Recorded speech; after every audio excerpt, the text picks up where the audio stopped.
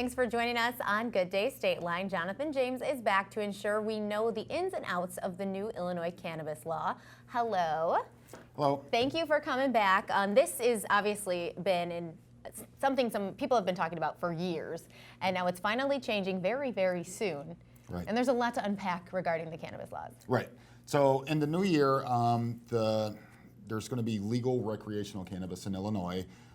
The cannabis laws, they're going to regulate cannabis similar to how alcohol is regulated now. But there's going to be more restrictions as to, like, where you can possess cannabis, where you can use it, and how much you can buy. First and foremost, like alcohol, the age limit for cannabis is going to be 21 years old to be able to purchase it. Selling cannabis to a minor is going to be a criminal offense. Driving under the influence of cannabis is still going to be illegal. Nothing's going to change about that with the new laws. And cannabis purchased in the state must be tested and labeled. Okay, so this is a lot to just wrap your head around if you are interested in using it and possessing it. You can't just have all of it, right? You can't just have it all. So there are going to be limits on how much you can possess. So if you're over 21 years of age, you'll be able to possess up to 30 grams of the cannabis plant if you're an Illinois resident. Okay. Additionally, you can possess up to 500 milligrams of THC contained in a cannabis-infused product and up to 5 grams of cannabis concentrate. And these possession limits are going to be considered cumulative, so just put the letter "or" after all of those instead of not "and." both. So you can have 30 grams of cannabis flower or 5 grams of cannabis concentrate, not "and." 5 grams of concentrate. And that's for Illinois residents in Illinois. That's correct. So what if you're from Wisconsin and you're in Illinois? Wisconsin, you come to Illinois, you can buy half that amount. So you'll be able to possess 50 grams of the cannabis plant or 2.5 grams of the cannabis concentrate. So it's just those limits cut in half. And obviously I asked about Wisconsin because like the state line, but other states it's half. No matter what state you're from, you come to Illinois, it's half. Right. Okay, so where can you possess it? That's a really good question.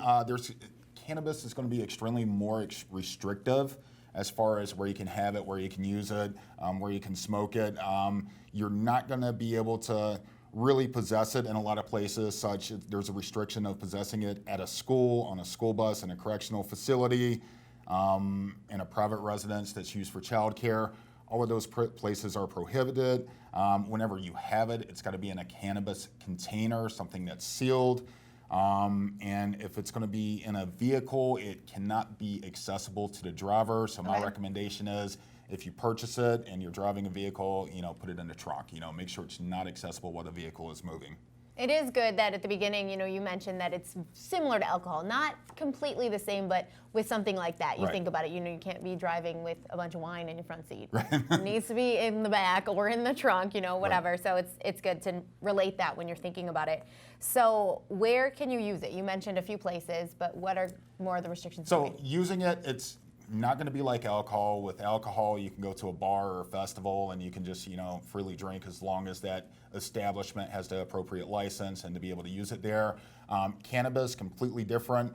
The law states all of these places that are prohibited from the use of cannabis. Some of those are a motor vehicle. You're not going to be able to use cannabis in a motor vehicle or any public place whatsoever. So if you're in a public place, you cannot use cannabis, or in close proximity to anyone under 21. So long story short, at your house, not around anyone under 21.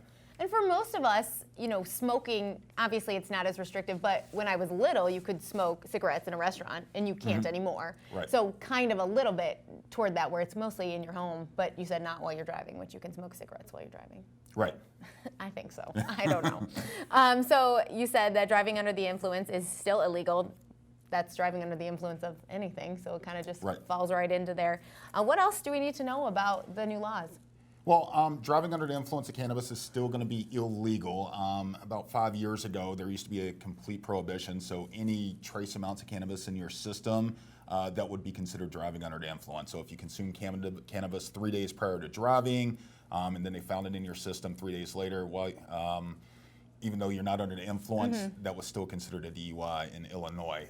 They've changed the law, so they're actually looking for impairment and they're looking for levels of cannabis. So the levels are going to be, 5 nanograms in blood and 10 nanograms in any other bodily substance. Additionally, law enforcement and the courts are, They're going through training to catch up on the new laws. One of the big things is breathalyzers.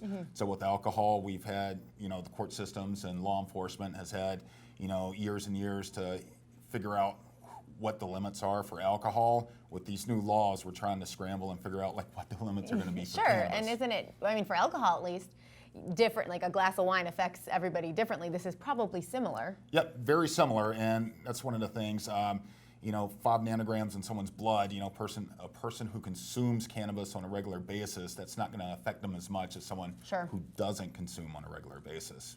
So this is a lot that is happening, and it all takes place just straight up on January 1st, right? Right. Doesn't that seem weird? I don't know. To me, it just seems weird, like, oh, the clock has changed now. These are all the laws. But if you have any questions, I'm sure that you can help everybody out with figuring all this out. And anyone who has any questions or needs you for any other help, where can they go to find you? Absolutely. You can give us a call. It's 815-DUI-HELP, or you can go visit our website, 815DUIHelp.com. Perfect. Thanks so much for coming in and explaining this for us. Great, thank you. Up next, Max Hops-Pierce from the world-famous Harlem Globetrotters, and later Josh from Affordable Water. We'll be back with more Good Day Stateline after this quick weather update.